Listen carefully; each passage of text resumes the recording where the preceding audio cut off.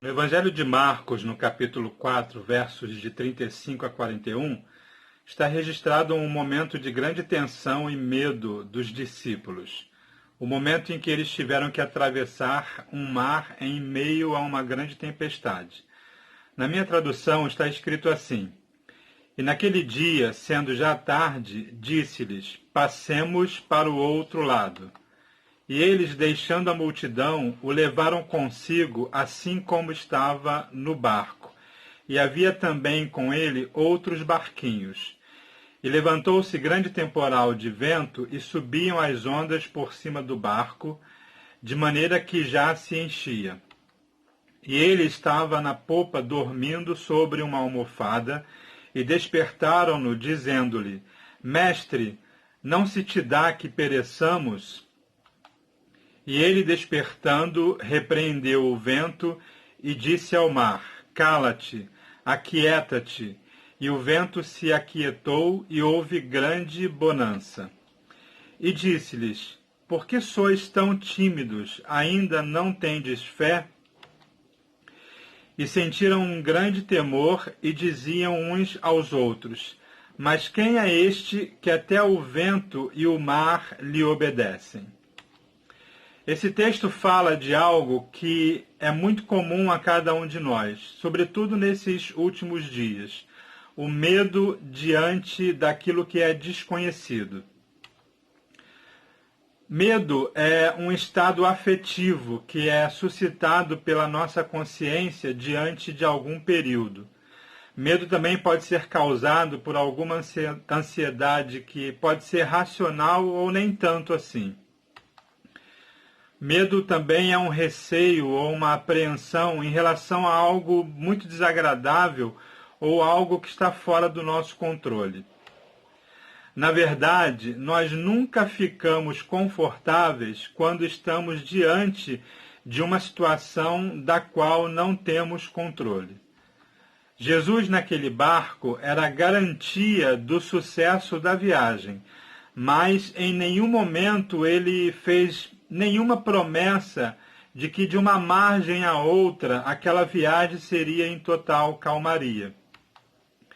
Por vezes, viver pela fé não é viver uma vida onde se tem total controle, mas é confiar que na nossa ausência de controle, Deus vai agir de alguma forma segundo a sua vontade. O que nos leva a vacilar na fé e não confiar naquilo que Jesus nos assegura, muitas vezes é não perceber o que o Mestre nos tem falado. No verso 35, ele diz para os seus discípulos: Vamos para o outro lado. Há uma certeza da chegada, mesmo que não haja nenhuma descrição de como seria esse percurso. Não é uma promessa de que eles chegariam lá. Ele tinha certeza: vamos para o outro lado.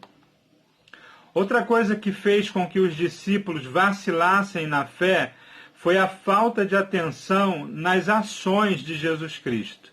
Em meio à tempestade, Jesus estava calmo, estava dormindo no barco.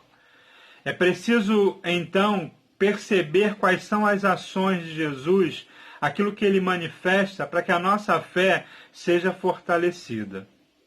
É preciso também conhecer o Filho de Deus, saber como o Filho de Deus lida com determinadas situações. É preciso ter tanta intimidade com Jesus que seja possível descansar nas suas ações. Se nós não temos fé, talvez seja pelo fato de nossa relação de conhecimento do Filho de Deus não estar muito bem estabelecida. Se vocês observarem bem, quando Jesus acalma a tempestade, a surpresa dos discípulos é muito grande e eles perguntam: quem é este que acalma a tempestade? Na realidade, este de quem eles perguntam é aquele mesmo que estava com eles alguns minutos antes. É aquela mesma pessoa que ensinava junto com eles. É aquela mesma pessoa que já havia realizado alguns milagres, tendo eles como testemunha. É aquela mesma pessoa que vivia o dia a dia com eles. Mas diante dessa dificuldade, eles não sabem quem é Jesus. É preciso então que na nossa intimidade com o Cristo, a gente consiga formar um relacionamento tão grande que diante das nossas próprias tempestades, dos nossos próprios mar agitados, a gente saiba quem é esse que acalma toda a nossa tempestade. E que a nossa tempestade seja sempre acalmada por aquele que sabe o quão é difícil para nós enfrentar essas tempestades. E que ele nos abençoe.